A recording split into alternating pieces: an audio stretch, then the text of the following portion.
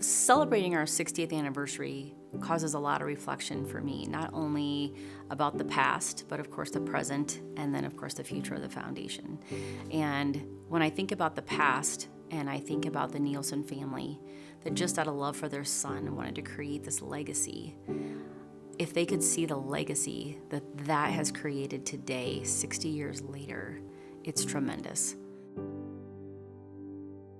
Well, let's see what you got. Well, my earliest part goes back to... You've even got some of the new brochures. This is the oldest one I have, which was in 1982. Okay. So the foundation has started in, 65, so 65. 82. That was already, 17 years? Uh-huh. And, but then the balance sheet here, this was interesting. The balance sheet, the total assets of the foundation were $264,000. And today we are at $24 million. I know that oftentimes when we think about progress and growth, we think about the numbers of the foundation, but it's really about legacy. And it is about the promise that we will be here forever for the community, and that you provide a gift of whatever size, and that it's going to do what you wanted it to do when you put it here. The foundation is really comprised of large funds and small funds, but every contribution, whether large or small, really creates life-changing opportunities for people of all ages in our community. I just think about the power of what happens when people come together, and I think that anything can happen in this community when people come together for the betterment of it. HCF scholarships process a paper blizzard. Oh my gosh, that's when they've reviewed those by hand. Yes. They had to go through them one by one. Because they couldn't read them at the same time because they were just paper. You're right. Oh my gosh, look at all that paper. Probably 180 to 200 applicants that you had to sort through. It was a lot of work, but it's very rewarding to do. And in the last 2 years of my tenure, we developed an online application.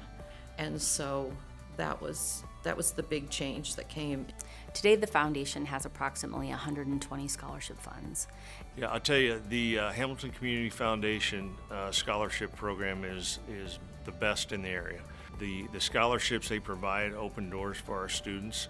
It gives students an opportunity that they may not get anywhere else. Of course, over the years, the scholarship program has been the most constant, since that's what really started the foundation. It's today the largest program that we offer. And in 1995, we awarded $32,000 and some odd dollars in scholarships. And this year in 2025, we awarded $382,000 in scholarships. But I'd love to highlight a couple of scholarships that we have that have really made such a special impact in the community. And Keith and Norma Heuerman started a scholarship in 1997. And next year, the Heuerman Scholarship will celebrate its 30th anniversary. And to date, more than $1.5 million has been awarded in Heuerman Scholarship funds. And then, of course, the Farr Trust has a long history in our community. You see the Farr name on many of the buildings in the community. Even Frank Farr was one of the founding members of the Hamilton Community Foundation. But looking at that, they've also offered scholarships over the years. There's over 650 scholarships that have been awarded by the Farr Trust Scholarship and the Frank Farr Rotary Club of Aurora Scholarship. And those scholarships also, in and of themselves, have provided over $875,000 in scholarships. So the foundation initially really was offering scholarships. You know, that we had the first funds coming in and we were focused on scholarship funds. But then the first bequest that came into the foundation was the Elmer and Ruth Barrick Trust. And that first bequest is how the foundation now has a grants committee. And that's when you started to really see this other impact in the community besides scholarship. I cannot believe all of the singing and I know. performances. Well, the Arts Council was the foundation in those days. Yeah. All the foundation basically did, with the Fine Arts Committee, did this, and then the scholarships. Yeah. They didn't have a lot of other grants in Yeah, those days it's because mostly people didn't scholarship. leave money Yeah. for other grants. Yeah, like this is incredible. They still come here and work with our kids, and then there's a free community performance. And this article would have been 1972. 72. And when Tammy came, to me, that was kind of a change in all of our computer work, all of everything, all of that started with Tammy. Sid did a tremendous job for the community because he was in from the very beginning. But as far as modernizing and getting into the future, Tammy did a wonderful job with that. I think the beauty of the leadership of the board is that they all have to be rooted in the history and the legacy of the foundation. It's important that we honor that history, but at the same time, we have these new things, these new opportunities that come up, and the board has to be able to decipher how and when we can respond to those new needs in the community. You know, it was really fun to me to look at. I think about the Plainsman Museum as this pillar of history in our community. And I look at the first grant that the foundation gave to the Plainsman Museum was to help purchase the ground where the new museum sits. And that was in 1970. So you can see those things starting to happen. I found out how much Hamilton Community Foundation did for the whole county of Hamilton. Just things that are really hard to raise enough money to do. But every time there was a needed improvement in a community, we were there.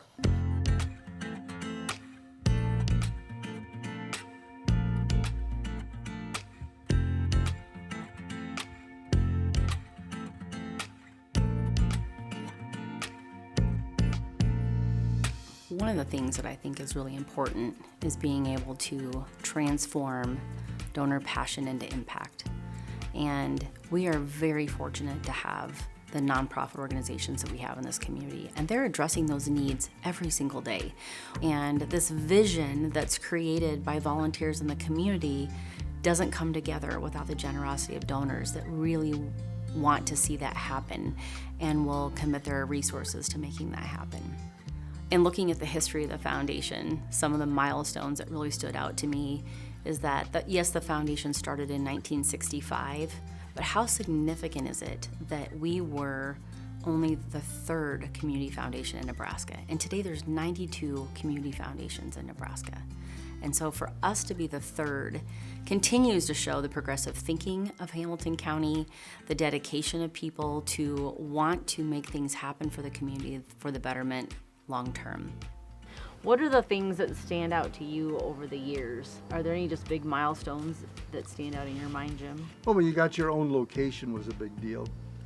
You know, when you got the office being Yeah, right. Never yeah. before, it was just like in Sid's office, you know, the foundation really didn't have its own, Never had its own location. never had its own location, no. So in 2018, the foundation moved into our own named building, and the first time in our 60-year history that had happened.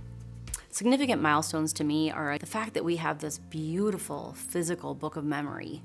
And the book of memory that is in our lobby was built in 1968. And that's been here ever since to demonstrate this legacy that's been left in every single person. And our book of memory today holds over 2,260 names. Two other milestones that I can think about is the creation of the Benefactors and the Legacy Society. We were doing that anyway in the community, but to find this formal opportunity to recognize the Benefactors and the Legacy Society members has been a real catalyst for other people to want to do that and to see that impact made in the community. If you look at 30 years in, so in 1995, we awarded $78,000 in grants. This year, we will award about $1.5 million in grants. So again, the founders of this foundation, I wish they could see what they had created and the legacy that they have left. And really every donor that's ever given money to the foundation, for them to see. You know, the fun part of it is that for many of them, there are generations of their families in this community. So their children, their grandchildren, their great-grandchildren, they're able to actually see the impact of the seeds that their family members planted. My whole family for about 4 or 5 generations have lived in Hamilton County. And it's really a place that everybody works together to serve our community, which is just so incredible. And I think the future of Hamilton County is in great hands, starting with our generation, I guess, and hope that we take over the reins someday.